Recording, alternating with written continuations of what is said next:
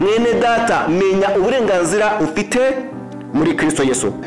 Umuntu wese iyo ari muri Kristo aba abaye icyaremwe gishya, ibya kera biba bishize.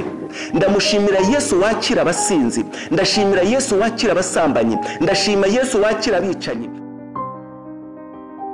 Nkuko bisanzwe rero ngira ngo mumaze kumenyera iki kiganiro, ndi Pastor Habameshi Theoneste nkuko nabibabwiye bushize, n'umukozi w'Imana ukorera mu karere ka Rwamagana, murenge wa Muyumbu, uvuye Rugende kuri kaburimbo ni nk'ibirometero 2 kugira ngo ubugeze aho dukorera umurimo w'Imana.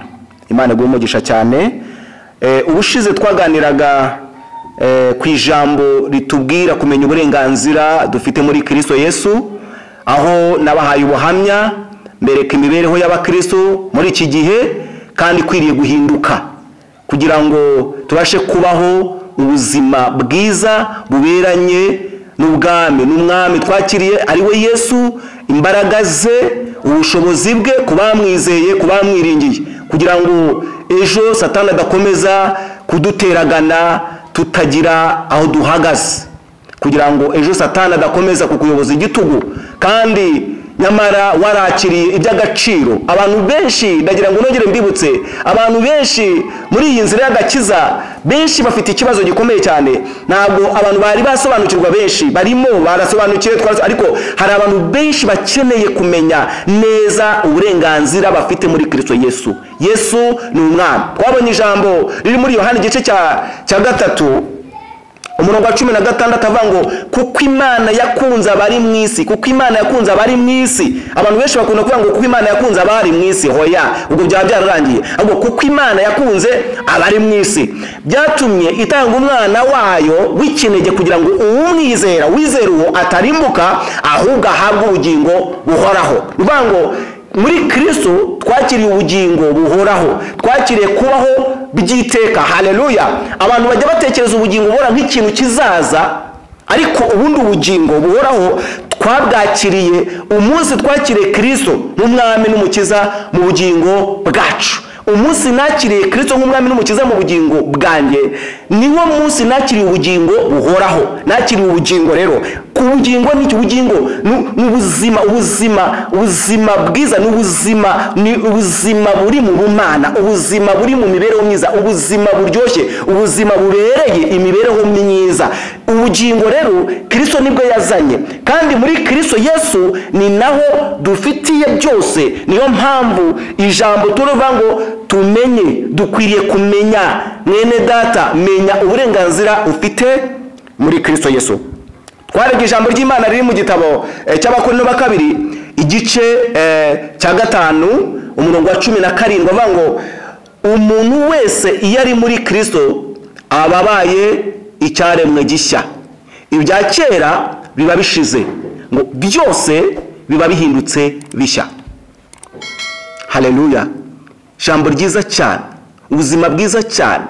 Umuntu wese ndamushima Yesu kuko atajya arobanura ku butoni. Ndamushimira Yesu kuko yemera buri wese. Ndamushimira Yesu wakira abasinzi, ndashimira Yesu wakira abasambanyi, ndashima Yesu wakira abicanyi, ndashima Yesu wakira buri muntu akamuhindura, umugezeho agahindura ubuzima bwe, ukajya washakira, ugajya ushakira umuntu muri bya bizima, muri ya shusho ukayibura ugasanga umuntu ntasanzwe, umuntu wari utinyitse, umuntu utajya mu bandi, umuntu abakobwa batinyaga ari umusore, ari umuntu w'urumogi, ari inkozi y'ibibi, aratobora amazu y'abandi, ejo ukamubona yagiye mu muryango neza, umuryango wareze neza abana, noneho uwo muntu agakuramo umugeni, bamubona bamufitiye icyizere, ntabwo bateye. Uwo ni Yesu ukora ibyo ngibyo. Haleluya. Gereza ishobora kutagira umuntu gutyo, kudahindurira umuntu ubuzima nk'ubwo. Inkoni zishobora kudahindurira umuntu ubuzima, ariko Yesu yageze ku buzima bw'umuntu abuhindura bushya. Haleluya. Ahindura imibereho yawe, ahindura ubuzima bwawe, aragurana, aguha ibyiza akakwambura ibibi. Haleluya. Iyo turi muri Kristo Yesu ni igisobanuro cy'uko hari ikintu tuba tutaye, hari ubundi bwami. Yesu tumuvuga ni umwami, nibyo koko. Haleluya. Turi mu bwami bwe kuko Imana yakunze abari mu isi, byatumye itanga uwo kugira ngo umwizera atarimbuka ahubwo ahabwe ubugingo buhoraho. Niba twaramwizeye rero, niba twarakiriye Yesu Kristo, uwo ni umwami wacu. Mbere yuko twakiriye umwami, hari ubundi mwami twari dufite, hari ubundi bwami twagenderagamo, kandi ubwo bwami turabizi neza ko bwatuyobozaga igitugu. Ubwo bwami twarabukoraga ariko nta munezero twagiraga. Ubwo bwami twarabukora ariko nta byiza twabonye. Ubwo bwami twabubayemo ariko tuvumwa. Ubwo bwami twabubayemo ariko dutukwa. Ubwo bwami twabubayemo imitima yacu iducira urubanza. Haleluya. Ariko ndashimira Yesu, nabahaye ubuhamya ho gatoya, ariko nagira ngo mbusubukureho imibereho yanjye mbere yo kumenya uburenganzira bwanjye. Nabasobanuriye ko Yesu nari namwakiriye kera muri 1995, ariko namaze imyaka ni nyinshi nasobanukiwe uburenganzira bwanjye mu mwaka w'2007. Ubwo nari maze imyaka 9 nafite akazi, kandi mfite umugore n'abana 3, nta nzu ngira mu mujyi wa Kigali, ubuzima bugoye, aho mfata ikintu cyose nkagurisha kugira ngo turare turiye tubone ibyo kurya. Ibyo gutekereza kurya kabiri twe ibyo ntabwo byabagaho. Nibwo naje nyuma maze kumenya uburenganzira bwanjye, nagira ngo ngutangarize ko nibwo naje gusobanukirwa ko burya abana baba bakeneye ibyo kurya birimo intungamubiri. Nibwo naje gusobanukirwa igikoma ikimubona. Naje gusobanukirwa ko burya habaho imvange y'amafu. Nibwo nabisobanukiwe, ntabyo nari nzi. Numvaga ko igikoma ari ifu y'amasaka. Igikoma ni ifu y'ibigori. Iyo mibereho ku mwana, amata ibyo ntubizane. Ibyo bita sosoma, ifu zivangavanze, ibyo ntubibaze. Abana bari mu rugo, twari muri ubwo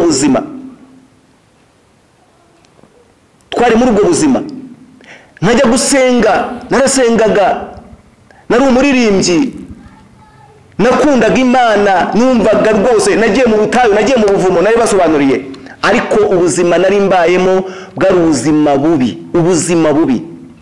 Kugira ngo turye, nyuma yuko utwo nabaga mfite twose natugurishije twashize, urabyumva nawe ugikurikira no kujya kwikopesha 1, 2, 3 ni ikinyoma. Bisaba kubeshya umuntu uti ejo nzakwishyura.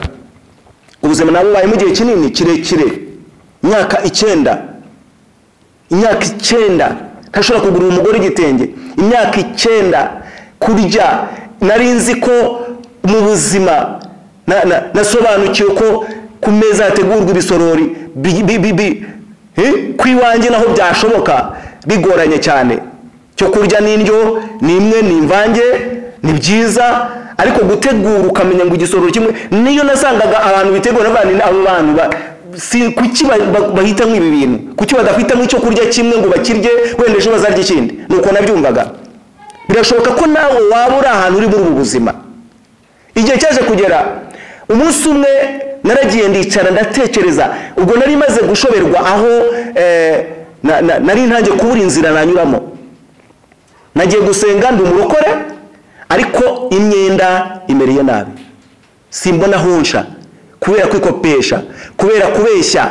Ejo namubwiye ngo nkupa, ejo nsubiyeyo ntibaraduhemba ku kazi, kandi maze imyaka 9 nta kazi ngira.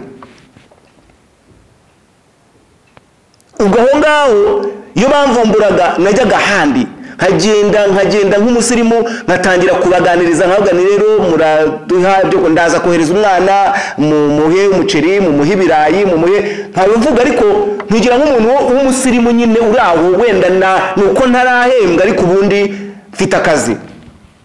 Ibyo mbibamo igihe kinini, iyo mibereho nyibamo, ubuzima bugoye ari bubi cyane. Navaga gusenga, nkarya ibyo nikopesheje, nkarya ibyo natekeye imitwe, kubeshya. Umwana ntiwamubwira ngo ntabwo arya, byo ntabwo bishoboka. Ugomba gukora ibishoboka ibyo ari byo byose. Hanze abantu barabishye bene data, cyane cyane abakristo.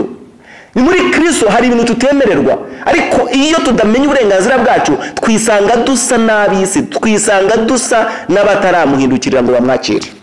Haleluya. Rero byaje kuba ngombwa ko nicara ndatekereza. Nari navuye mu rugo ndagiye nashakisha ikintu cyo ndibuze gufashisha umuryango ndakibura, noneho ndicara ahantu mu gashyamba. Nari ntuye Kicukiro hafi y'Inyanza, hari Inyanza ya Kicukiro. Noneho ndatekereza Mana ubaho, ko numva bakuvuga, ko abantu batanga ubuhamya bakavuga ngo barakubonye, ko maze imyaka nsenga, ko nasenze mu butayu, yewe n'ubuhanuzi nagiye mbwakira, kuko ubuzima ndimo ko ari bubi. Ubaho, ubu buzima nabuvamo bige. Ese koko ubaho? Ese ubundi umuntu umeze nkanjye ko tugusenga tuzajya mu ijuru, tubwirwa ijuru? Icyo nacyo numvaga kimpangayikishije, kuko uburyo nshobora kuzava muri uyu mubiri mfite imyenda ntafite n'ubushobozi bwo kwishyura, nibazaga uburyo iyo myenda nzayibabarirwa bikangora, kandi byinshi tugomba kubikemura turi hano mu isi. Ariko mwene data, aho nahakuye icyemezo gikomeye, nafashe umwanzuro ngewe ubwanjye. Ukeneye kugira icyemezo wafata kugira ngo uburenganzira bwawe ubwinjiremo. Nafashe icyemezo, navuye mvaze ngo noneho rero ndatekereza sanga ndi umubeshyi, ndi umuriganya, kuko ibikorwa byanjye uburyo mbayeho ntabwo bigaragaza Imana tuvuga, cyane ko banabitwigisha, cyane ko iyo dusomye n'ijambo nagira ubuntu bwo kwinjira muri Bibiliya, nabonaga ibintu bigenda binkubita bingarukaho, nkabona mu by'ukuri ubuzima bwanjye nubwo abanyabyaha, nubwo nakiriye Yesu Kristo nk'umwami n'umukiza mu bugingo bwanjye. Ariko navuye aho mfashe icyemezo, navuga ngo icyo ngiye gukora, ngiye guhindura ibi bintu. Ariko ntabwo nari ngiye kubihindura niringiye ubuzima bwiza. Naravuze ngo mfite abana 3 n'umugore, nanjye turi 5. Ubu ikintu ngiye gukora, umugore nangirira neza akabinyemerera, amfashe abinyemerere, ngiye gufata icyemezo cyuko ntazongera kwikopesha, sinzongera kubeshya. Mbwira Imana, nyibwirira aho ngo Mana uhereye none barakuvuga nayo ndashaka kukureba. Ngiye gufata icyemezo, ubuzima bwanjye ngiye kubushyira mu maboko yawe. Niba ko kubasha kubeshaho umuntu atabeshye, ukabeshaho umuntu atikopesheje, umuntu akarya atabeshye, ndashaka kubireba mbimenye niba bishoboka. Kandi nutabikora sinzongera kwikopesha n'ubundi, nutabikora ntabwo nzongera kubeshya. Nge n'umwanzuro wanjye, ikintu cyanyuma kizambaho ni ugupfa. Ariko ninge ntabwo ari nge bizabanzirizaho n'abana, kuko abana barasonza, murabizi. Ku babyeyi icyo nakoze, nageze mu rugo bwira madamu ni ngwino nkubwire. Aza yihuse cyane arambwira ati bimeze bite? Yarazi ko wenda hari ikintu kidasanzwe nungutse cy'ubushobozi cy'ubuzima. Babaga bategereje ko nzana kambraje kari mutwo kurya, nta kintu nari nzanye. Rero nabwo nti ndashaka tuganira nkakubwira icyemezo nafashe. Ati icyemezo ki? Nabwo nti rero icyemezo nafashe, ubu nafashe umwanzuro ko uhereye uyu munsi sinzongera kwikopesha. Ati ntabwo nzongera kwikopesha. Icya kabiri, sinzongera kubeshya. Ni ikizakurikira rero, urabona nta n'ikintu dufite cyo kurya, abana bazapfa n'inzara. Ariko nyemerera iki kintu tukijyeho inama, tucyumve kimwe, maze nkubwire icyo gukora. Madamu ati ndakumva. Ndabwira icyo tugomba gukora. Maze iminsi nitegereza imibereho yacu, kandi ndi umurokore, narakiriye Yesu, ndi umwana w'Imana, ariko nareba ubuzima bwanjye ngasanga ntaho butandukaniye n'ubw'abisi. Umuntu utarakira Yesu biroroshye ko yajya kwiba, biroroshye ko yabeshya, ariko nari ngeze igihe gikomeye cyo kuba ntashobora kuba muri ibyo bintu ngo ngubwe neza ngira amahoro. Byabaye ngombwa rero ko tugirana ikiganiro, nzasubukura ubutaha kubw'iminota dufite. Ndagira ngo ukomeze unkurikire, nzagusobanura neza uburyo uburenganzira bwanjye muri Kristo Yesu natangiye kubwinjiramo. Ndagira ngo ubuhamya bwanjye butangire bukubake, urebe ku buzima ubayemo, urebe ku mibereho urimo kandi ukijijwe, urebe uburyo ubaho, uko urya ukijijwe, uburyo wambara ukijijwe, ibyo ubona uburyo ubigeraho ukijijwe, urebe n'umutima wawe icyo ukubwira. Nusanga bibereye ubwo uzabigumamo, ariko nusanga bitabereye, menya uburenganzira bwawe muri Kristo Yesu. Nakagaruka. Imana iguhe umugisha cyane.